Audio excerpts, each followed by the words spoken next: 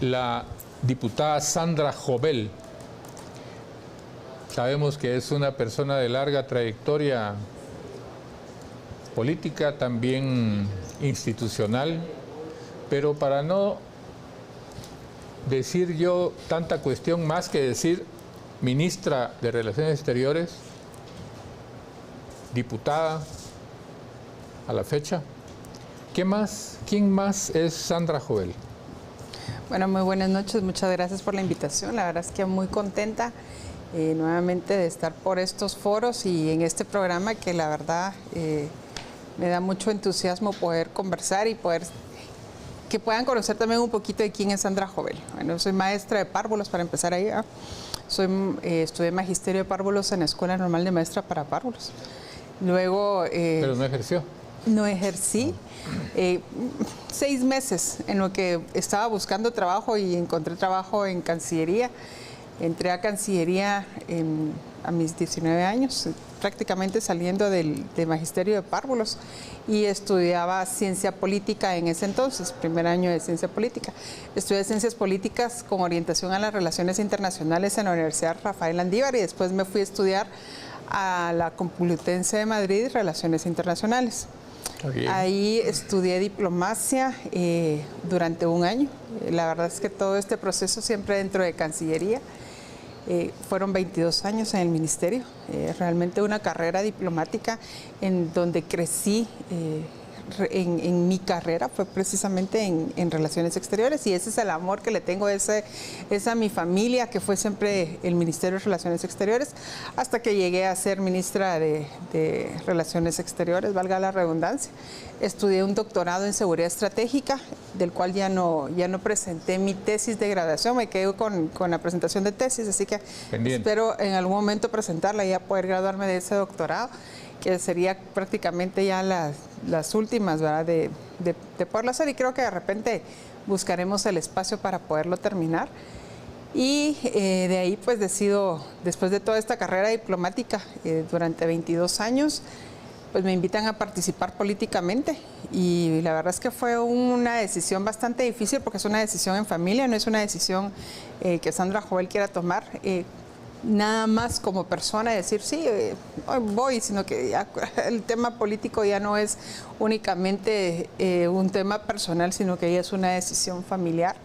Y bueno, decidimos que iba a iniciar esta nueva etapa de mi vida como diputada, y la verdad es que empezamos a hacer una campaña política que nunca había hecho campaña política en mi vida, fue todo nuevo para mí. Caminarme toda la capital, porque prácticamente lo hicimos durante la pre-campaña y la campaña, conocer todos los rincones de la capital.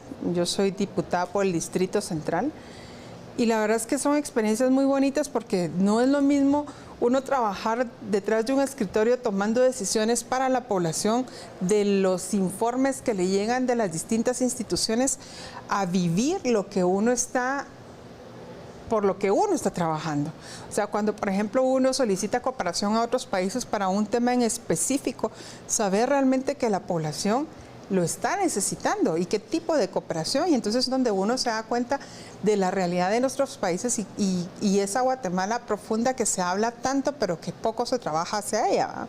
Entonces, pues inicio esta nueva etapa de mi vida, ya después de 22 años del servicio en el Ejecutivo. Ahora me dedico al servicio en el Legislativo, que es totalmente distinto, que es una experiencia pues nueva para mí. Estoy aprendiendo muchísimo, porque también son otro montón de recovecos que hay que irse aprendiendo dentro de la ley, ¿verdad?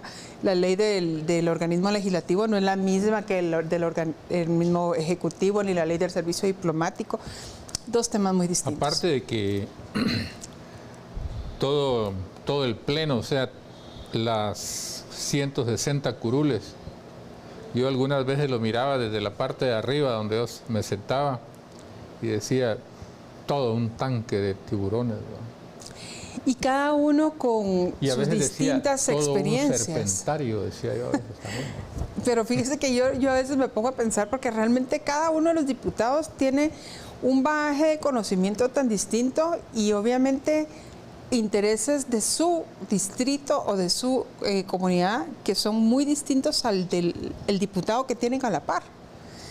Recordemos que el Congreso es la representación del pueblo.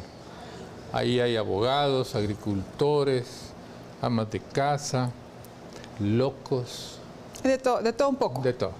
De todo un poco. De todo. Pero ya que mencionaba usted el Ministerio de Relaciones Exteriores, estimada diputada, ¿qué logro tuvo usted en el Ministerio de Relaciones Exteriores? Que pueda decir usted, mi mayor logro, mi mejor aventura, mi mejor trofeo. ¿Cuál fue? Yo creo que hicimos varias cosas de las cuales me enorgullezco, que se trabajó durante el periodo del presidente Morales. Bueno, yo vengo trabajando de periodos atrás, ¿verdad? Yo entré básicamente cuando el presidente Álvaro Arzú era el presidente de Guatemala. Yo entré como pasante a Cancillería, entonces desde entonces yo conozco... Álvaro Arzú, papá. Álvaro Arzú, papá. Y desde entonces yo he estado trabajando en el Ejecutivo y ahí fue donde yo empecé a tener ese acercamiento con el Ejecutivo. Entonces he venido conociendo todo lo que Guatemala ha trabajado desde Relaciones Exteriores en las distintas mesas de trabajo, porque estuve en distintas direcciones, dirigí distintas unidades y direcciones dentro de la Cancillería. Pero yo creo que de los logros más importantes dentro de la Cancillería, varios, y creo que los más importantes, uno es haber sacado a la CICIG. Yo creo que eso es uno de los logros más importantes que si lo tuviese que hacer hoy lo puedo hacer con conocimiento de hecho, porque en ese momento teníamos que ir buscando cuál era legalmente la mejor forma para no tener que caer en ningún error de derecho internacional. Entonces, no era lo mismo trabajarlo bajo el derecho privado, público, sino que era ya dentro del marco del derecho internacional y que no era realmente un proceso bien complejo, ¿verdad? Entonces, hoy puedo decir, lo podría hacer con conocimiento de causa y lo haría de una mejor manera. Ese es uno, el tema de CICIG. Dos, creo yo que el tema del retorno de la embajada de Tel Aviv a Jerusalén. Creo que ese es uno de los logros más importantes de la gestión del presidente Morales, que lo hicimos de manera conjunta. Reconocer realmente que... De Tel Aviv a Jerusalén. Pero es retorno de Tel Aviv a Jerusalén. No es el trasladar la embajada, sino que era retornarla nuevamente a Jerusalén. Y Guatemala hasta la fecha tiene su embajada en Jerusalén. Aunque el presidente actual ofreció que le iba a quitar. Pues yo creo que tendría un problema muy serio con la población guatemalteca si se atreve a hacer un tipo de decisión como esa. Y sobre todo con quien lo impuso. Entonces yo creo que no se va a atrever. Ese es uno. El otro es que nosotros ayudamos mucho al migrante. Y me va a decir cómo. Abrimos más de 8 consulados que no teníamos en su momento, que estaban programados a abrir durante la gestión de Sandra Jovel. Luego abrimos la impresión de pasaportes en sedes. Fueron 4. Si bien es cierto, 4 se oye muy poco, pero para los 2 años y medio que estuve fueron mucho, que representa mucho en tiempo y en recursos. Entonces la inversión era...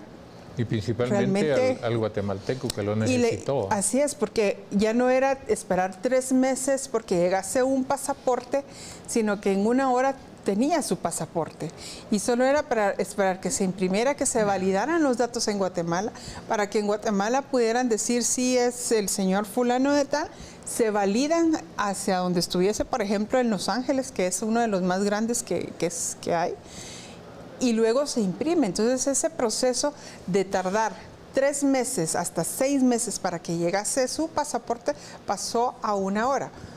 Yo creo que fue uno de los logros significativos realmente para la gestión en la que yo estuve en su momento. Nos costó mucho, sí, pero creo que es algo que hoy podemos decir es un apoyo a la población guatemalteca que está en el exterior. Y la idea era que se pudiese abrir en todos los consulados y en todas las embajadas a nivel mundial. Creo que por ahí va el camino, creo que es algo que se ha venido trabajando. Si algo tiene la Cancillería es que es bien institucional y que los temas que se trabajan es precisamente para seguirle dando continuidad.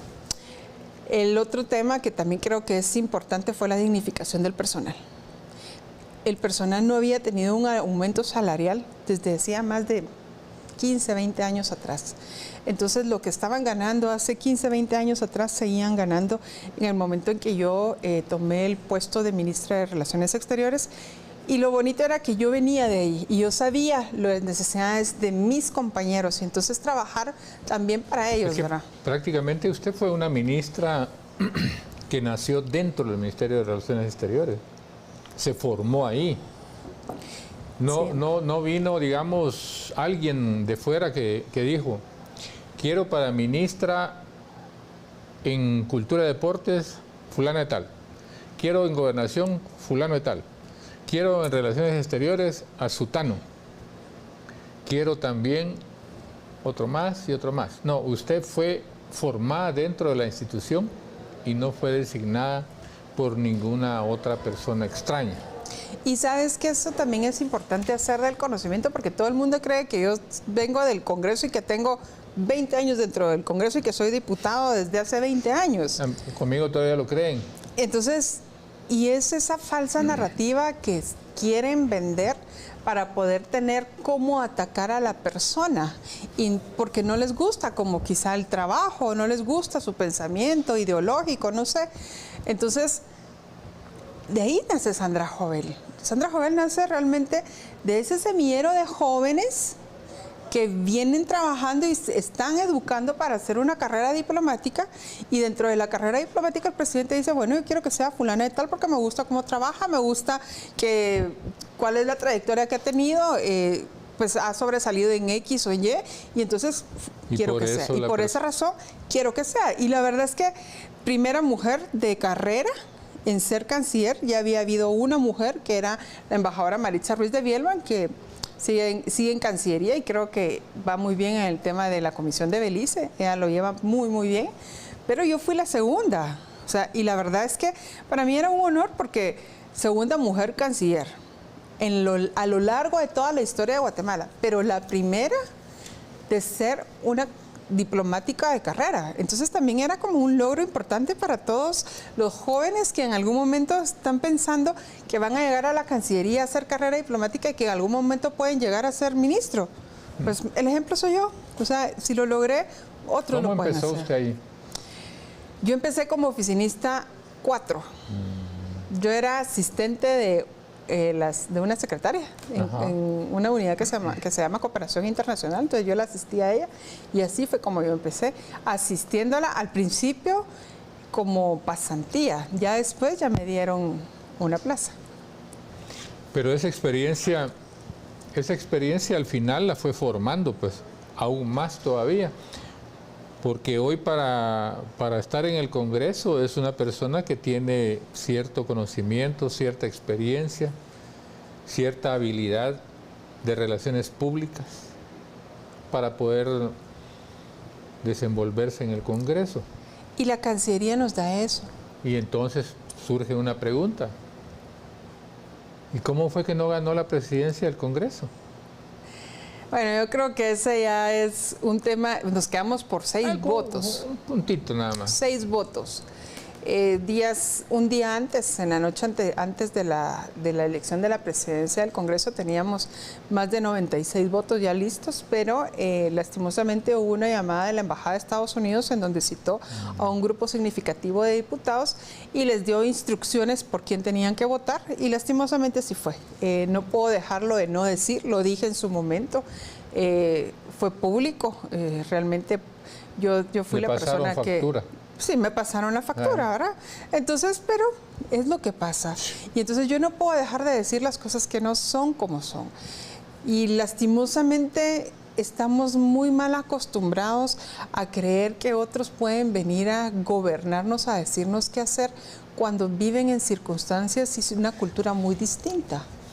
Es que me recuerdo, en lo que se toma el agüita usted, me recuerdo esos días donde se le da un año a Iván Velázquez y en algún momento habían unas grandes tormentas políticas con aires del extranjero que rebotaba en las paredes de los departamentos de la capital. Era una angustia, era una época que ya no debe volver. Porque al final de cuentas la institución es una, pero la persona es otra. En el caso de la institución llamada CICIG, bueno, es una persona jurídica que no tiene vida. Pero esta persona que viene o que vino era lo que estaba haciendo la diferencia. Y fíjate... Y por eso hasta persecución hubo. A mí incluso me la hicieron. Pero porque era una forma... Es que era tan terrible, solo un minuto, era tan terrible, y lo digo, muchas veces lo digo. Atacaron a los políticos en el Congreso, atacaron a políticos, ministros y presidente como Otto Pérez en el Ejecutivo, atacaron jueces, magistrados, atacaron iglesias, pastores, sacerdotes, atacaron radio, televisión, atacaron empresas, incluso señores empresarios de los grandes, de los productos que se consumen en Guatemala. Atacaron incluso el Ministerio Público y juzgados, y resulta que solo Iván y solo Telma eran los que se levantaban por encima de todos, y eran como una especie de dioses en los cuales solo ellos eran puros y transparentes, y toda la población le destruyeron queriéndole destruir lo cristiano, el sentimiento de unión familiar, el creer en empresas, creer en todos los valores que tiene nuestra sociedad, con tal de destruirlos y de esa forma poderse levantar ellos dos como los más transparentes y los más puros. Y entre todo ese vendaval me atacaron. La atacaron a usted. Pero bueno, yo no sé si tenga algo que decirme usted de eso o doblamos la hoja, porque al final de cuentas ellos ya están lejos.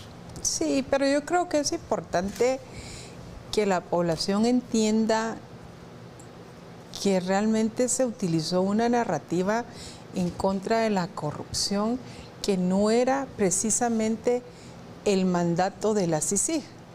No estoy diciendo con eso, y eso que quede claro, que yo no estoy a favor de la lucha contra la corrupción, al contrario, o sea, realmente yo no sé si se han dado cuenta que mi paso por el Congreso ha sido precisamente en contra, o sea, mucho de choque por el tema de ir en contra de la corrupción. Pero ellos quisieron utilizar una narrativa tan falsa, mintiéndole a la población y creando una percepción, una muerte civil al político. Es que eso era básicamente terrible. Una muerte civil al político para que nadie lo aceptara, y entonces publicaban mediáticamente lo que ellos querían que la gente creyera, y lastimosamente la gente a través de la tecnología se informaba únicamente de títulos o de nombres que no era lo correcto. Y entonces juzgaban, pero es que es bien fácil juzgar y decir eso no es cuando no se conocen interioridades. Yo por supuesto que fui atacada. Y muchos dicen que a mí me sobrecedieron el caso porque 14 años después me sobrecedieron el caso, pero fue porque yo tenía conectes. 14 años después con conectes. Perdón, pero en Guatemala un juicio, ¿cuánto tarda? Fueron 14 años de estar con un tema, no solamente con gastos económicos, porque es que eso requiere mucho gasto económico, y segundo, el gasto emocional, el desgaste emocional, no solo para mí como persona, para mi familia y la gente que me rodeaba, de mentiras que a la fecha la gente cree. Porque al final fueron todas mentiras, no solo conmigo, con usted, con otro montón de políticos, con empresarios. ¿Para qué? Para desacreditar a aquellos que le pudiesen hacer sombra, porque eso fue nada más. Y hoy nos estamos dando cuenta de la realidad. ¿Y quién era Telma Aldana? Fue nombrada por la CICIG como uno de los jueces más corruptos. Y presidenciable de Semilla. ¿Quién era y quién es Iván Velázquez?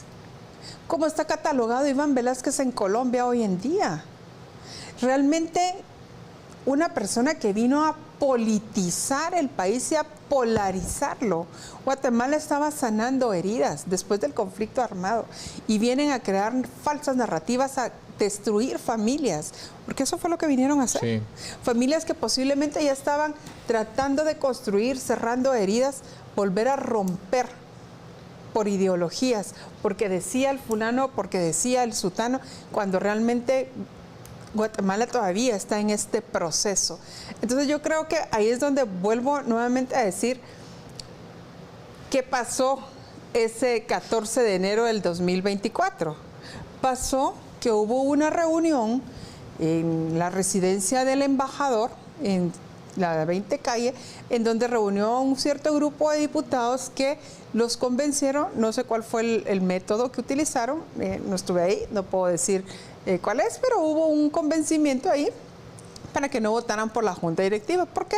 Porque esa junta directiva era una junta directiva que, según ellos, no quería gobernar. Entonces, error. Lo que estaban haciendo es querer manipular nada más al Congreso de la República a través de las personas que querían imponer. Obviamente se les cayó porque fue una junta directiva a todas luces ilegal. Yo misma puse el amparo. Un amparo que... ¿Fue suyo también? Sí, fue mío también. Un amparo que se cayó, bueno. que se cayó 48 horas después, donde Samuel Pérez y toda la gente de Semilla no podían formar parte de la junta directiva porque no eran independientes. Entonces, como independientes no podían formar ni pertenecer a ninguna comisión y la ley así lo indica. Ahí quiero mencionar algo. Si mal no estoy, es el artículo 46, 50, algo así, de la ley orgánica.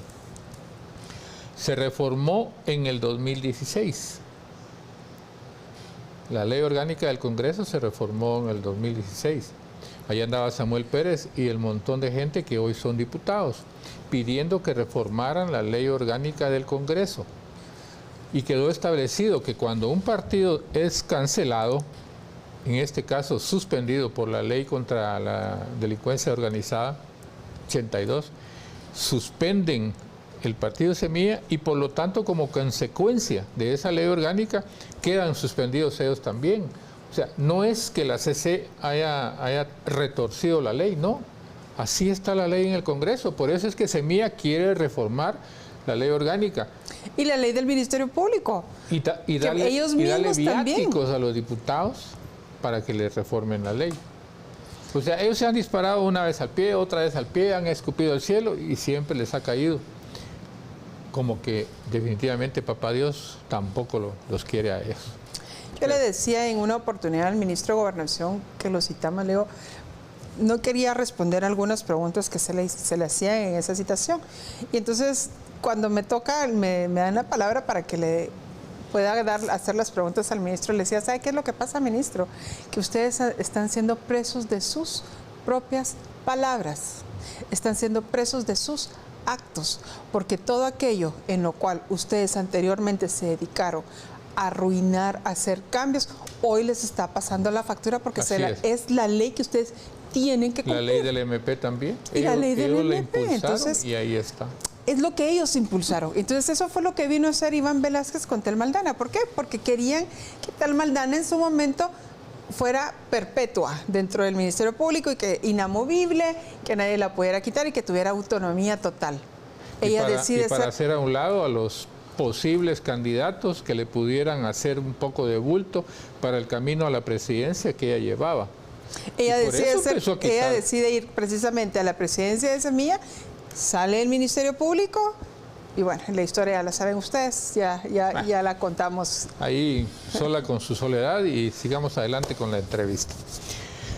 Y ya como diputada usted en el Congreso tiene la función de legislar y la función de fiscalizar. Algunos diputados se confunden con la función de intermediar y yo lo vivo diciendo, el diputado no tiene facultad para intermediar porque la palabra intermediar se encuentra en la ley contra la corrupción, tráfico de influencias. Yo la conozco bien porque el papá de esa ley fue Otto Pérez y su servidor se unieron y salió lo que es la ley contra la corrupción. Diputados, lo vuelvo a decir, no abusen de la palabra intermediar porque eso puede ser un tráfico de influencias. Concretémonos, legislar y fiscalizar. En esos rumbos, ¿qué actividad ha tenido usted, diputada?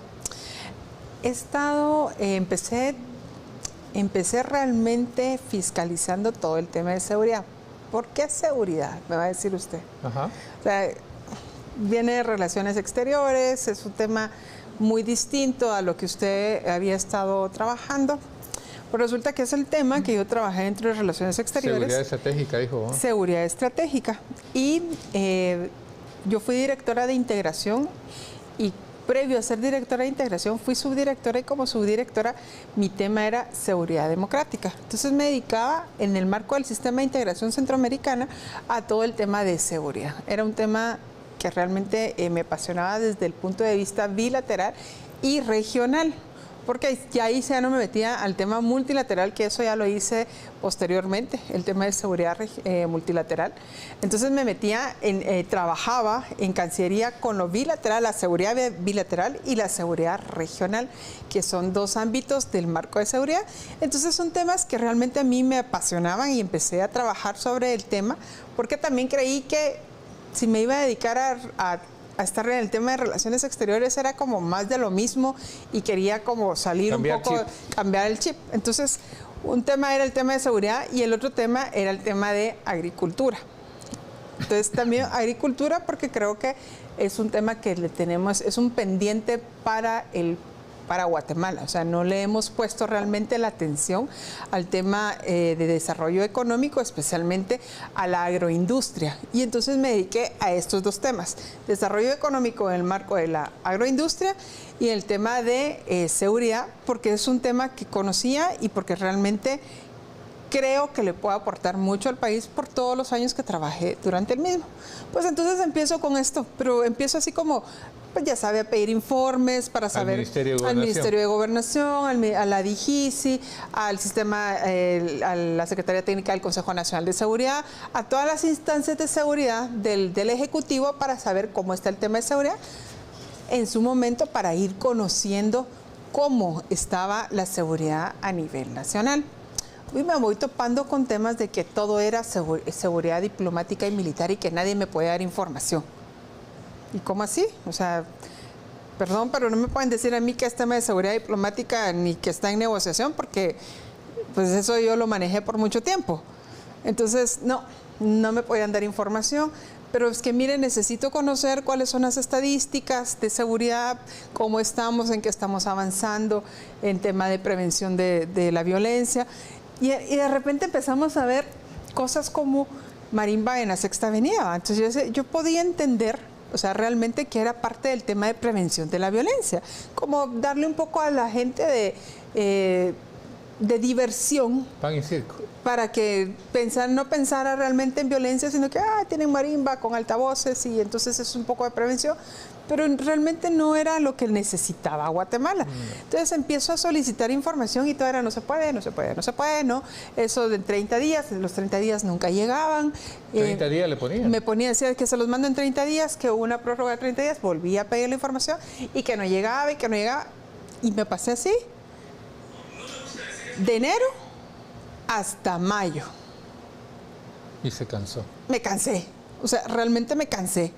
Y todo eran excusas, todo era, es que no hay, es que dentro de 30 días, es que dentro de no sé cuánto. Y entonces pedí, hasta que vengo yo y le digo, ¿saben qué? Necesito pedir una interpelación de saber qué es lo que está pasando, porque los índices de seguridad están muy altos y no puede ser que no hayan estadísticas. No, que era percepción, y empieza el ministro a decir que eso yo era la que en mi cabeza yo estaba viendo malas cosas y la percepción estaba mal yo en mi cabeza. Entonces ya me molesté. Y me molesté porque digo, o sea, perdón, pero yo estoy representando al pueblo de Guatemala. Así es. O sea, no puedes faltarme el respeto diciéndome que yo estoy loca, que la inseguridad está en mi cabeza y que el pueblo no lo ve, cuando el pueblo estaba viendo que estaban apareciendo muertos envueltos en sábanas en distintos lugares, niños fallecidos, donde que habían cada vez más, la violencia cada vez era más evidente. Había un niño que había fallecido recientemente con su madre porque había sido un reajuste de cuentas de una mara en Fraijanes. Y el ministro no era capaz de decir ni siquiera, pues mis condolencias, pues mínimo. Y entonces me empiezo a dar cuenta que algo está faltando. Pero ese faltante nunca el ministro tuvo la decencia de decir, mire, hagamos esto o aquello. ¿Sabe por qué? En el 2005, 2006, 2007, en plena campaña, Álvaro Colom decía que la violencia se combate con inteligencia. Y como yo fui diputado 9 meses de la UNE, y como a los 9, 10 meses me largué de ahí, siendo Álvaro Colom presidente, me recuerdo que dije algunas veces esa frase: la violencia se combate con inteligencia. Adivine quién era el ministro. Francisco Jiménez. Francisco Jiménez. Me imagino que él se quedó con eso. Y sabe que yo conocí a Francisco Jiménez desde que Francisco Jiménez era secretario de la SAE, no de la CIE, de la SAE anteriormente. La Secretaría de Análisis Estratégico. La Secretaría de Análisis Estratégico, que me parecía que era un tipo así muy inteligente, brillante. O sea, es un doctor filósofo brillante, pero es muy diferente poder trabajar, o sea, ser un brillante académico, porque yo creo que ese es el problema de este gobierno, que son académicos muy buenos y enhorabuena, o sea, enhorabuena por ellos, pero no saben ejecutar, no saben cómo gobernar, no saben qué decisiones tomar. Y si la saben, toman las peores decisiones de su vida, porque nunca han estado o no pueden tomar una decisión de estas envergaduras. Entonces, y Francisco Jiménez ya estuvo por eso, ya pasó por esto, y es más, pasó por una interpelación en su momento. O sea, y lo sé porque también lo investigué. Si voy a hacer el trabajo, por lo menos lo tengo que hacer bien hecho, ¿verdad? ¿Quién lo interpeló? Si no estoy mal, no tengo ahorita eso claro, pero sí yo no creo haber sido. No, pero yo tuve a Salvador Gándara. No salió muy bien tampoco en la interpelación. Salvador Gándara tuve yo de... Y entonces, ahorita no recuerdo, saqué toda la información, es que llegó cualquier cantidad de información. Pero esto más, pido toda la información unos días, cuando me dicen el 6 de mayo, el 25 de julio es la interpelación, y empiezo a pedir la información al Ministerio de Gobernación. ¿Usted sabe cuándo me llegó la información? 2 horas antes que fuera la interpelación. 2 horas antes. Así me llega el montón de información. Perdón. ¿No le parece también que es una falta de respeto? Pero ¿sabe qué, diputada? Le voy a dar un consejo. Yo fui experto en interpelaciones. Valga la hora de la publicidad y el anuncio y las flores que me he hecho, ¿va? Pero la próxima vez que quiera usted interpelar a un ministro, hágale solo 2 preguntas básicas, nada más. ¿Qué currículum tiene usted para el ministerio? Y 2, dígame cuántos empleados tiene usted bajo su cargo, diferente al ministro anterior con el actual. Punto. Señor presidente, voy con las básicas.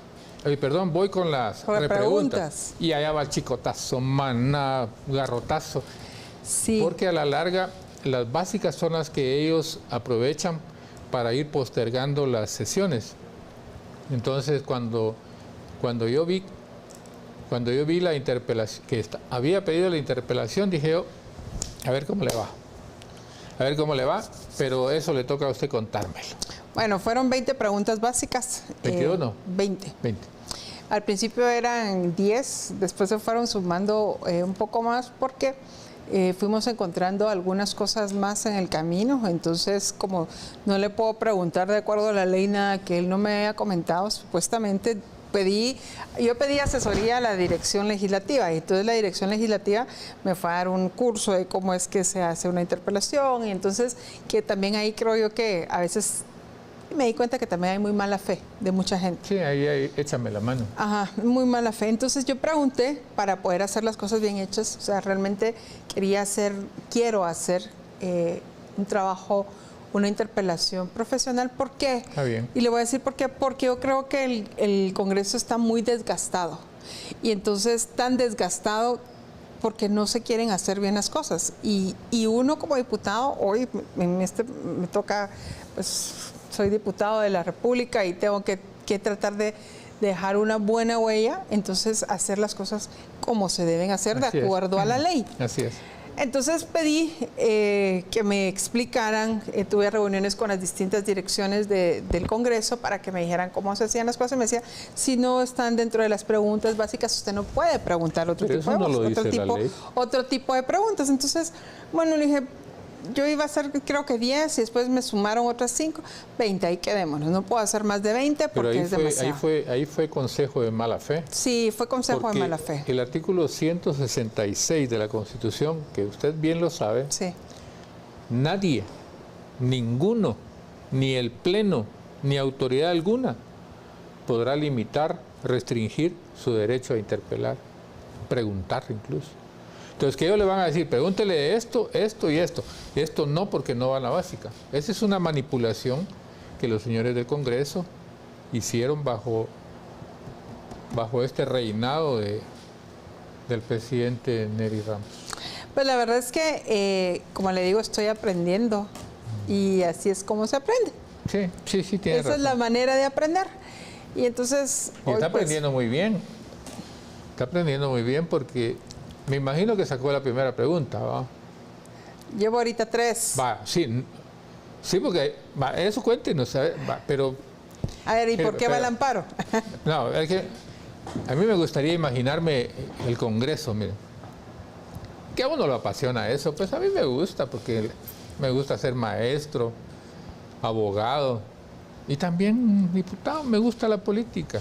Entonces quiero imaginarme el Pleno del Congreso. Entra el ministro con asesores, ¿o no?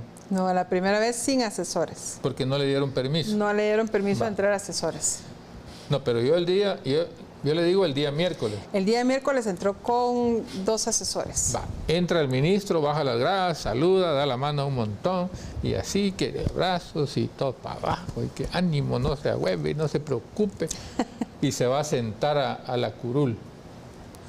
Sus asesores, sus computadoras, pero usted ya estaba ahí desde antes, porque yo miré una foto donde usted estaba prácticamente sola. Estaba sola porque llegué temprano. Yo así hacía.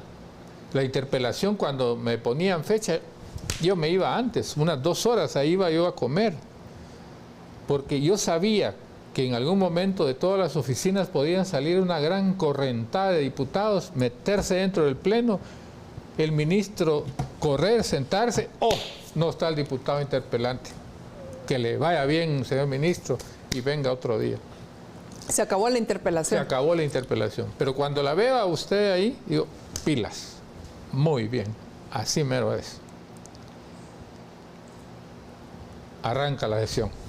Arranca la sesión y pido que me presten a mí, o sea, yo había mandado ya nota a la Junta Directiva del Congreso para solicitar poner un audiovisual. Era un audiovisual que lo que quería era hacer constar la violencia que estaba viviendo el país. Entonces, no le dieron permiso. No me dieron permiso y lo pusieron a solicitud del Pleno y el Pleno dijo que no. Entonces, ¿por qué? Pero le voy a explicar qué fue lo que pasó. A ver, ¿vas a ganar mis foporopos? Sí, cabal. Un par de días antes, 2 asesores del ministro de Gobernación estaban visitando todas las oficinas de los diputados, ofreciendo plazas y no sé qué más. Viajes, carros, puntos. Carros, viajes, puntos, no sé, ofreciendo. Ofreciendo obviamente que en la interpelación le fuesen quitar el voto de falta de confianza al ministro de Gobernación. Entonces, pues hubo una visita a Todos los Santos, ¿verdad? Por parte de 2 asesores. Entonces, cuando tocaron por ahí cerca de mi oficina, pues les mandé a decir, ¿verdad? Que supieran que yo ya sabía quiénes eran y que estaban documentados. Entonces ellos tuvieron miedo de que yo pasara las fotos de ellos ahí y que los evidenciara. Ese fue el miedo que tuvieron. Esto me lleva a otra pregunta. Ajá. Cuando usted ya estaba en el pleno, ahí parada con sus papeles, el ministro sentado con sus asesores, habían diputados, ¿usted no presentía que algo malo iba a pasar o algo raro? ¿No se respiraba el ambiente de que había algo extraño? Ya ¿no? se respiraba el ambiente que algo extraño estaba pasando. ¿Y usted sabía más o menos dónde iba a saltar la liebre? Sabía que las cosas iban a romper el quórum. Eso yo sabía que iban a romper el quórum, porque según la bancada oficial y lo de los independientes, rompiendo el quórum, lo que iban a hacer era que el ministro no lo interpelara, y entonces era una victoria para el señor ministro, porque él se iba a ir muy airoso de que no tuvo la interpelación. Entonces, no, pero eso no es así. Eso obviamente no es así, como yo se lo dije incluso a la prensa. Les digo, honestamente, el que sale perdiendo es el ministro, y es más, el que pierde más es el ministro de Relaciones Exteriores, que va en la cola, que es el que debería de estar haciendo su trabajo fuera de Guatemala, porque ese es el trabajo del canciller, y no puede salir. No puede salir porque la Constitución, perdone diputada, sí, no puede salir en la hora del anuncio, no puede salir el ministro que está interpelado, porque la Constitución le da un arraigo. O sea, lo amarra a Guatemala y no pueden salir del país. Esa es una consecuencia. Entonces yo misma le dije, o sea, mientras más lo detengan, el ministro de Relaciones Exteriores ahí va a estar retenido. Y continúa. Entonces incluso les dije, ¿y si la interpelación dura 3 años y medio? Los 3 años y medio va a estar ahí el canciller. De 10, 11 meses. Entonces, ¿para qué quieren un canciller en Guatemala? De adorno. Es un canciller de adorno. Justa razón para el presidente ser el super canciller, y como lo he dicho en otros programas, que eso es lo que le encanta, que mejor debe haber sido canciller, no presidente.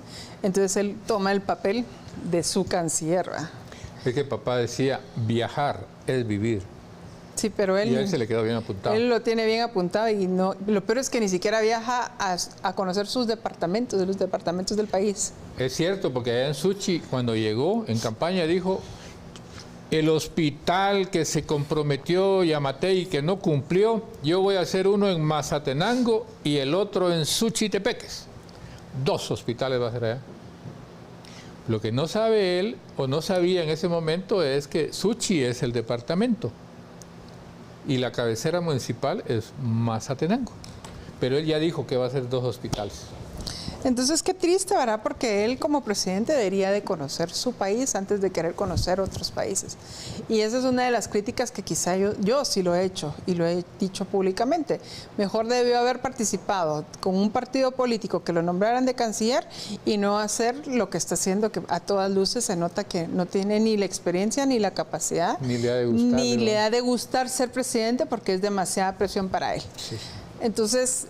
eso es lo que ha pasado en el tema de la interpelación. Entonces, vinieron y rompieron quórum. Y rompieron quórum la primera vez. Ese fue el 25 de julio, pero vamos haciendo como... Les estoy haciendo un resumen del amparo.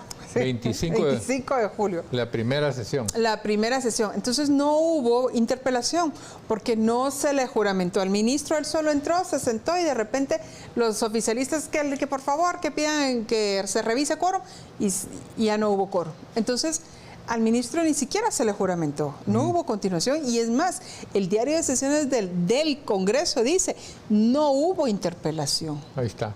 Ahí está, o sea, no podemos decir que hubo. En la agenda del día dice continuación de la interpelación y la ponen para el 6 de agosto.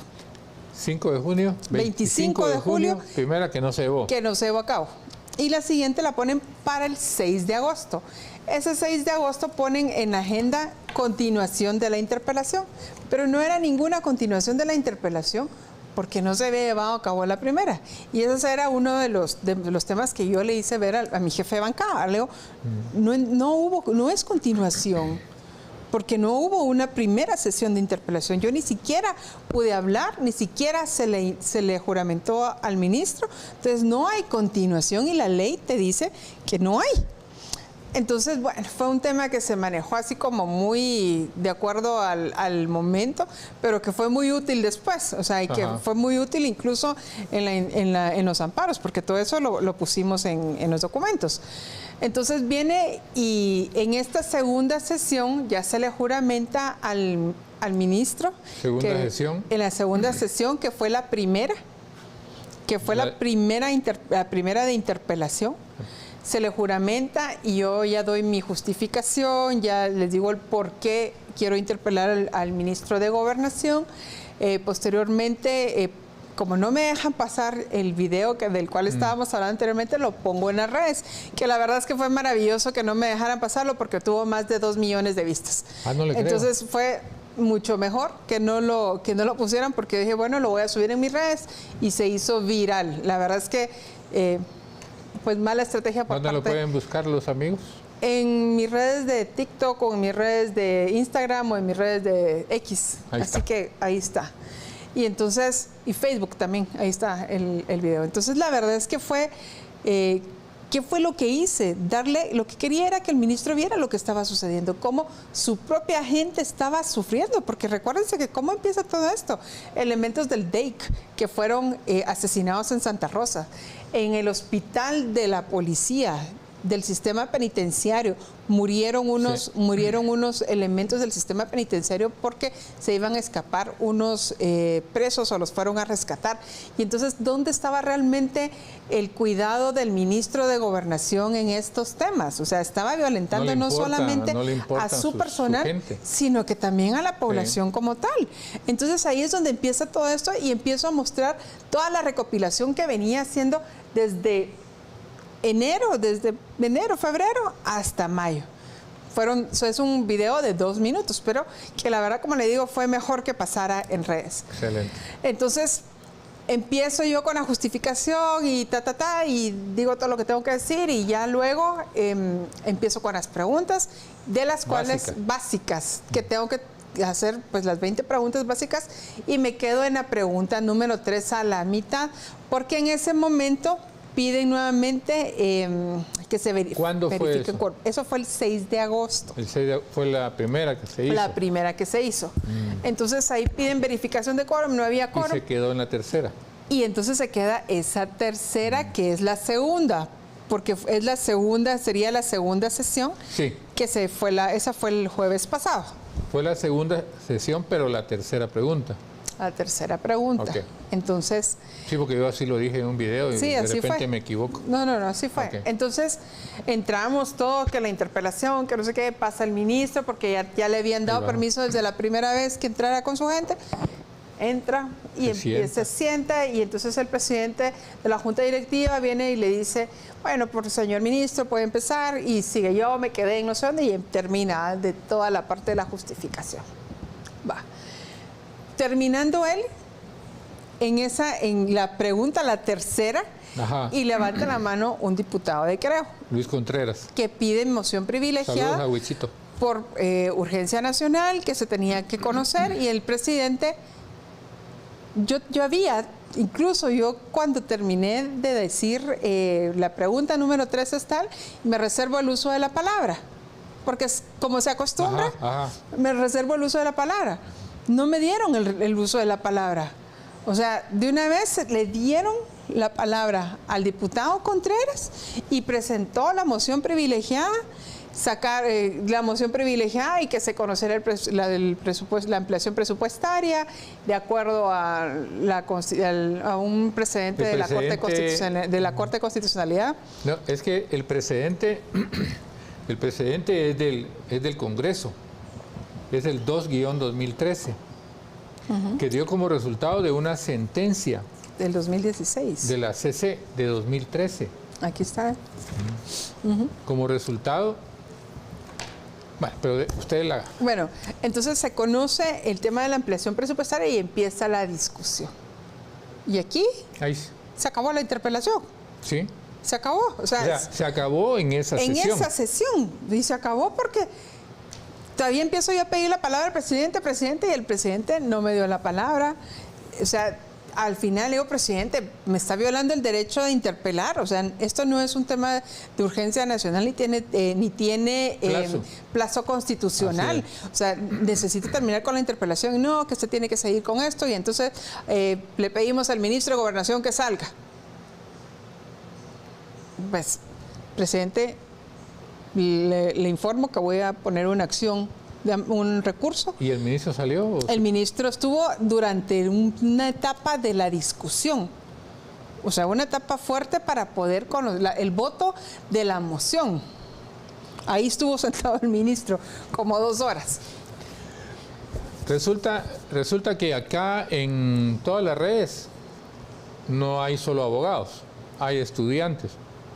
Unos cuantos abogados, unos cuantos estudiantes y lo demás es puro pueblo. Y por eso siempre hago un poco la traducción. Por favor. Me dicen Cantinflas, pero se olvidan que yo fui 13 años maestro y entonces tengo un poquito eso de enseñar. Así como le gusta a Omar Barrios, que ya no tarda en venir. Cuando arranca la interpelación en esa audiencia, estaba el ministro, estaba la diputada Sandra Jovel en el uso de la palabra, la sesión de interpelación arrancaba, a ella le tocaba la pregunta número 4, pero en eso Luis Contreras de San Marcos presenta una moción, pide la palabra, el presidente del Congreso se la da y dice, conozcamos de urgencia la ampliación presupuestaria y el dictamen, démoselo autorizado de una vez, que se dispense, dice la palabra, y se entra a conocer. El problema, y cabalmente la diputada Sandra Jovel lo menciona, es que la interpelación fue interrumpida, tal como lo mencionó ella hace un minuto, fue interrumpida para un tema de ampliación presupuestaria que no tiene plazo fatal. No tiene fecha fatal. En el 2013, la sentencia de la CC suspendió la interpelación que yo tenía porque había que darle paso al Tratado de Libre Comercio con Europa y que las comisiones de trabajo también tomaran posesión. Y por eso la CC dijo en sentencia que se puede interrumpir la interpelación cuando es constitucional y de plazo fatal, es decir, que hay que hacerlo porque se va a ir el tiempo y se va a perder. Ante esa situación, la ampliación presupuestaria, la diputada Cabe, en estos papelitos, está bien clara de que no es de plazo constitucional. Luego de haber hecho la traducción en español, diputada. Gracias. Entonces, pues bueno, sale el ministro de Gobernación y empieza el tema de la ampliación presupuestaria, que a todas luces era ilegal. Pedíamos incluso la palabra para poder mocionar respecto a algunos temas. Nunca se nos dio el uso de la palabra. Totalmente vedada. Totalmente vedada. Y consta dentro de este documento. Y también, porque todo lo graban ahí en el Congreso y manuscrito. Todo va dentro de este documento, que también es una violación a nuestros derechos como diputados. Entonces, realmente fue, primero, la interrupción ilegal de la interpelación, que creo que eso es de darle al pueblo de Guatemala a conocer la realidad de lo que está sucediendo en materia de seguridad. El querer de alguna manera esconder, porque yo no sé qué es lo que están queriendo esconder en temas de seguridad, si es mucho más fácil dar la cara y decir, bueno, veamos, ¿cuáles son las preguntas? Diputada, dígame, vamos a responderle, que esto es lo que estoy haciendo. Es mucho más fácil, creería yo, en lugar de estarse escondiendo y teniendo una actitud de, no, hombre, si es que tu estrategia, nosotros te ganamos y no lo vas a interpelar, cuando realmente quien está perdiendo no es el ministro, es el pueblo, 1. Y 2, es una violación al derecho del diputado, que es la representación del pueblo. Así es. Ese es el punto. Ese es el mero punto. No es que sea a Sandra Jovel, no. Es a quien representa a Sandra Jovel. Es la Constitución misma, la 166. Misma Entonces, pero eso es lo que no sé cómo diputados oficialistas pueden hacer creer que no es, o sea, lo quieren hacer ver como que no existe. Pero así son ellos, mire pues, ampliación presupuestaria, punto. Es decir, el presupuesto es de este tamaño y cuando se da la ampliación presupuestaria quiere decir que amplían el presupuesto. Pero muchos de ellos le llaman ajuste, reajuste. O sea, tienen cierta práctica en confundir la mente. Y por eso es que la interpelación de usted, que está llevando en contra del ministro de Gobernación, ellos han tratado de provocar un demérito, de menospreciarla, de que no vale la pena, cuando es un acto constitucional. Entrevísteme usted también. No, pero la verdad es que es un tema apasionante. ¿Para qué me invitas? Si ¿sabe cómo me pongo?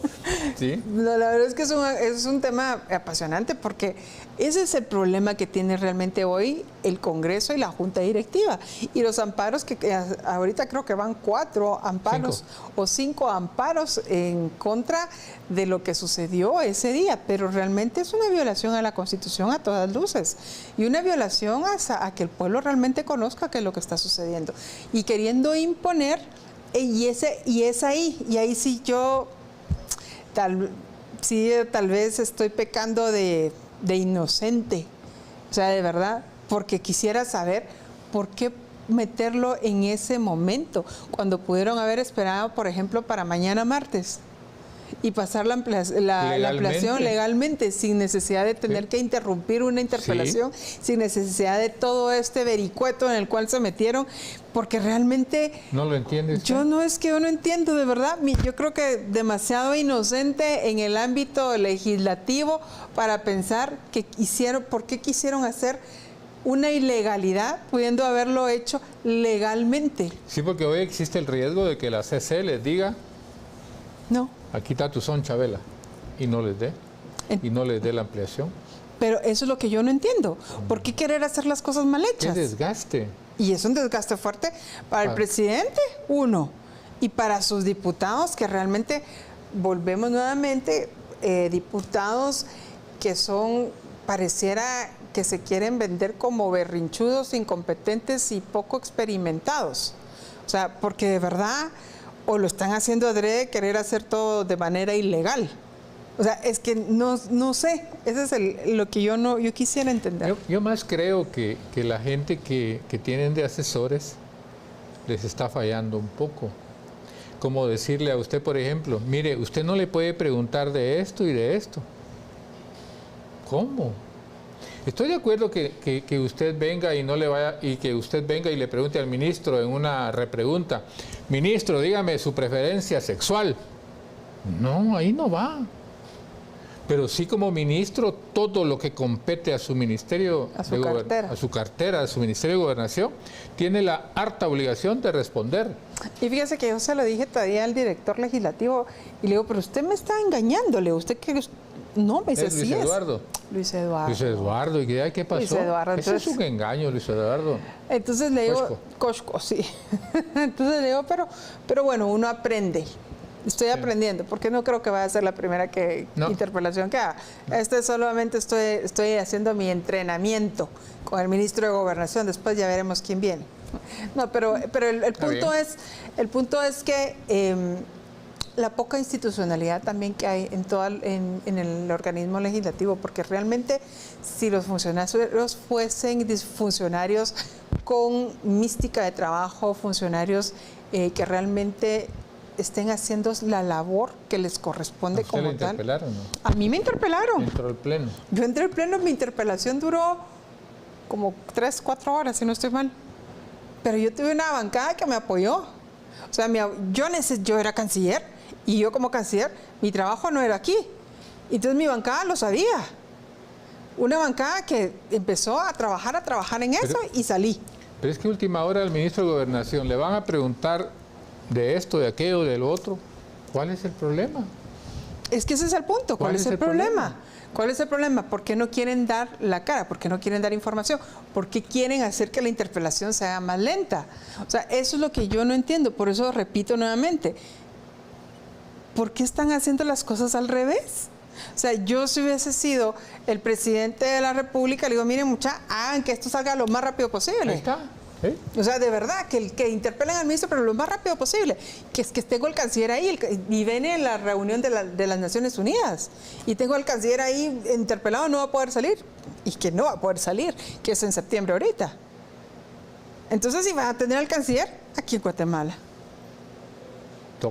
Toca, pero es que son ellos, ¿quiénes asesora y quiénes dice que tiene que ser el canciller el que tiene que quedar? Y como va la cola... Sí, porque está la cultura también. Sí, pero eso va después del canciller.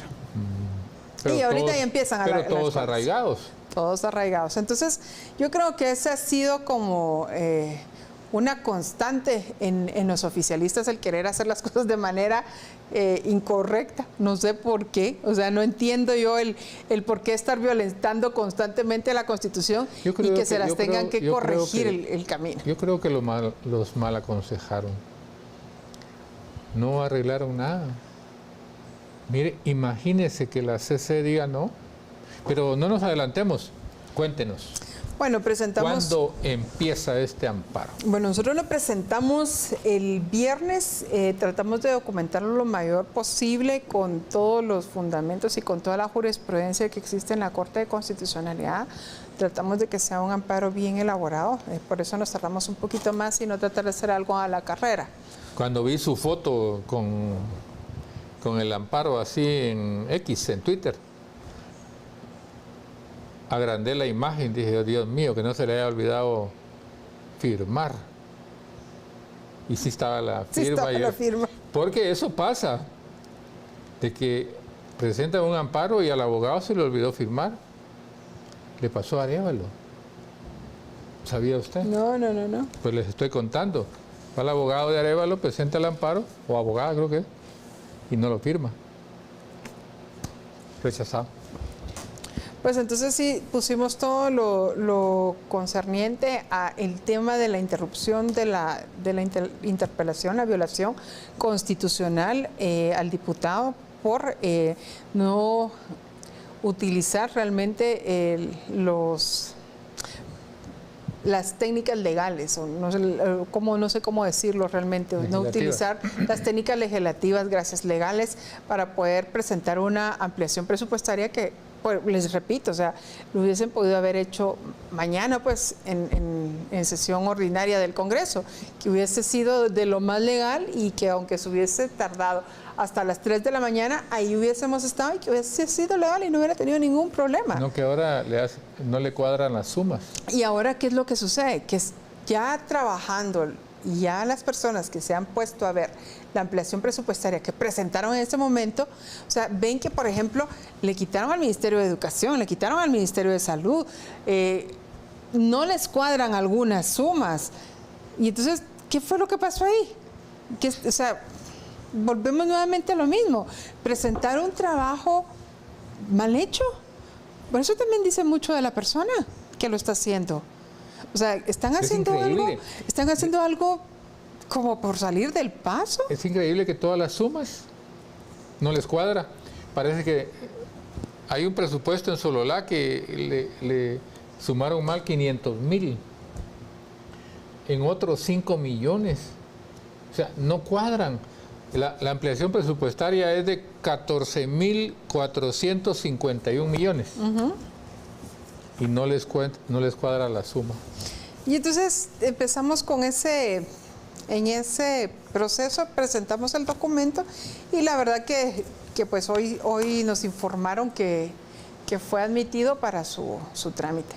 Se pidieron los informes y el Congreso tendrá 24 horas para poder presentar los informes circunstanciados. Obviamente hay más amparos que se van a poner. Yo me he enterado de otros profesionales que quieren poner los amparos en torno a la ampliación presupuestaria, porque hablemos del hecho aquí estamos hablando del hecho de la inconstitucionalidad de presentar la moción de la manera en la que se hizo. Pero el hecho de presentar una ampliación presupuestaria donde el pueblo de Guatemala tampoco la ha aprobado, porque tampoco ha visto la ejecución del presupuesto, que sea una ejecución realmente... Ni un kilómetro. Que valga la pena que se le dé esa ampliación, o como le llaman ellos, reajuste, que no es ningún reajuste, sino que es una ampliación presupuestaria. O sea, si no van ni siquiera el 50% de la ejecución del presupuesto, ¿qué significa? Que van a devolver al fondo común un porcentaje bastante alto de este presupuesto, que nuevamente no me explico por qué no quieren ejecutarlo.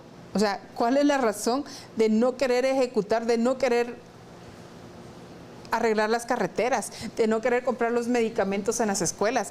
No entiendo la razón, honestamente. Porque quieren que todo lo haga UNOPS. Pero en las carreteras. En la ampliación presupuestaria, en el artículo número 5,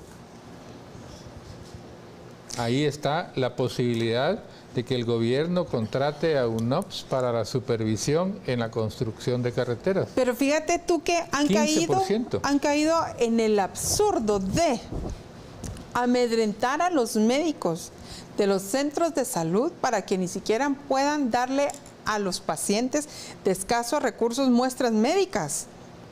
O sea, han caído en ese absurdo donde la población ni siquiera tiene acceso a un medicamento que alguna casa haya regalado para los médicos que les dan a la población, que la mayoría que va a los centros de salud, pues obviamente tiene un déficit significativo para poder comprar los medicamentos, que en Guatemala a todas luces no son nada baratos, son carísimos los medicamentos, que es un tema que tenemos que también trabajar. Pero han querido realmente crear un caos. O sea, mi percepción, si tú me preguntas qué es lo que crees que está pasando, es que están haciendo un caos adrede. Sí. Eso es lo que yo siento, o sea, es lo que yo puedo olfatear. Es un caos. Son los reyes del caos. Un caos adrede. Sí. ¿Por qué? Porque yo quisiera entender, o estoy entendiendo, que tal vez van a querer salir, no hay carreteras, hoy sí, porque con la ampliación, pero por tu culpa, como no hubo ampliación, no hay carreteras. Como tú no dejaste que la ampliación pasara, entonces no va a haber medicamentos. ¿Cuánto tienen ahí el presupuesto para ejecutar y no lo están queriendo ejecutar? Entonces yo no sé, o sea, hay algo que creo yo están actuando de muy mala fe para la población guatemalteca, porque están desprotegiendo y están violentando la Constitución flagrantemente. Y yo creo que los abogados podrán ser mucho más, nos podrán dar mejores argumentos, pero derecho a la salud, derecho a la educación, derecho a la vida, o sea, los están violentando constantemente, y eso es lo que está sucediendo, pero porque tal vez quieren salir más adelante diciendo, hoy sí puedo, porque como ya todo está destruido, hoy sí lo vamos a hacer de esta manera. Y no fue culpa mía, sino culpa de ustedes que no aprobaron la ampliación. Sí, entonces por ahí es un tema que tenemos que también manejar en su momento, ¿verdad? Porque esto a todas luces es inconstitucional. Todo lo que sucedió en ese momento se cae porque es inconstitucional, y lógicamente se cae la ampliación presupuestaria. Entonces, ¿qué van a decir? ¿Cuál es la narrativa? Por tu culpa. Tú sos el responsable. Y que no los engañen, porque no es así. Porque ellos no han ejecutado ni el 50% de su presupuesto. El Ministerio de Gobernación, que tiene uno de los presupuestos más altos, a julio había llegado al 39% ejecutado. Ni siquiera en inversión. Y eso es porque le paga a los policías, armas. Entonces, si no tuviera nada, no hubieran ejecutado nada. Entonces aquí hay algo, hay gato encerrado. Así debería llamarse el programa, el gato encerrado. El gato encerrado, fíjate. Sí, porque ya tengo para el día lunes un segmento que se llama Los famosos de las redes. Y tengo un amigo de Escuintla que se llama El Gato Félix. Va a venir. Este jueves va a venir abogado al 100, Carlos, abogado al 100, otro famoso de las redes. Pero hoy tenemos a la diputada Sandra Joven. Y hoy le voy a hacer una última pregunta, porque ya miré los ojos de Omar Barrios ahí, que me dice, apúrate. Entonces, diputada, ¿usted cree que le van a dar el amparo? Mire, yo esperaría que seamos legalistas y que realmente cumplamos con lo que dice la Constitución Política de la República. Yo no puedo decir qué es lo que los magistrados vayan a hacer, pero sí creería que, son personas que conocen de derecho, especialmente la Corte de Constitucionalidad está para velar la Constitución. Y el derecho de la interpelación es un derecho constitucional y por lo tanto creo que ese está enmarcado y amparado dentro de la Constitución Política de la República. Entonces yo creería que esa sería mi respuesta que sí. Y yo esperaría que así fuera, que fuera en el marco de la ley. Yo también creo, previo a decirle, Jonathan Mencos, ministro de Finanzas, trabajó 12 años en ICEFI, una entidad que está a cargo del estudio financiero. Él trabajó 12 años como director en esa entidad. Y hoy sale Ricardo Barrientos, creo que se llama, el actual director de ICEFI, donde sale a decir que esa ampliación presupuestaria cabalmente lo trae la diputada acá. Dice, el ICEFI considera cuestionable la ampliación a los presupuestos de los CODES, o sea, de los departamentos, y del MAGA. Le dieron a los consejos de desarrollo 1.875 millones sin cálculo de nada. La misma ICEFI que abrazó, albergó a Jonathan Mencos, hoy le está diciendo, metiste la pata, Jonathan. Con otras palabras, claro está, zapatero a tu zapato, te volviste a equivocar. Eso lo dice hoy ICEFI. Entonces yo creo que con el amparo de la diputada Sandra Jovel y los otros 4, los argumentos que ella lleva constitucionales de la ley orgánica, del precedente, que de alguna forma fue derogado porque el artículo 74 de la ley del Congreso ya establece que martes sesión normales, jueves sesión normal y cuando hay una interpelación, un día diferente, el miércoles. Y el miércoles que usted la quiere hacer, se la arruinan, o el día jueves se la arruinan porque ellos no han hecho bien la separación. Un día para sesión normal y aprobar leyes normales, y la otra, el derecho sagrado de la interpelación. Pero fíjate que algo nada más que quisiera agregar de lo que tú dijiste de esto, que el ICEFI le cuestiona al ministro de Finanzas. Que fue su trabajador 12 años. Le dice, hace reducciones en el Ministerio de Educación. Le baja. Le baja el presupuesto a comunicaciones, infraestructura y vivienda. Y miren cómo están las carreteras. O sea, ¿y qué es lo que ha dicho el presidente? Que con ampliación presupuestaria se van a mejorar y van a poder mejorar el kilómetro 44. Hace modificaciones y le baja el presupuesto a desarrollo social. ¿Cuántos comedores solidarios están cerrando? Casi todos. 17 estaban funcionando hasta agosto porque según ellos solo eso podían hacer. Y le siguen bajando el presupuesto a desarrollo social y al Ministerio de Trabajo y Previsión Social, que esa ampliación presupuestaria no contaba con un análisis técnico y que los incrementos carecían de explicación y justificación técnica. O sea, le están diciendo, perdóneme, pero parece que pasó de noche aquí. Metiste la pata, Jonathan, eso te están diciendo. Sí, entonces yo creo que por Guatemala... Zapatero a tu zapato. Por Guatemala creo que va a ser lo mejor. Creo que necesitamos explicaciones mucho más amplias sobre este tema. Fíjese, diputada, que si la CC rechaza esa ampliación presupuestaria y ellos la volvieran a plantear otro día, sin violar una interpelación, pero ya más analítica, más programática, sería hasta mejor para el pueblo. Pero hoy hicieron una ampliación presupuestaria. ¿Qué querés vos? Tal. ¿Vos qué querés? Subámosle a esto, quitémosle al otro. No, el presupuesto del país es analítico y programático. Pero además quiero llamar la atención en algo. ¿Sí?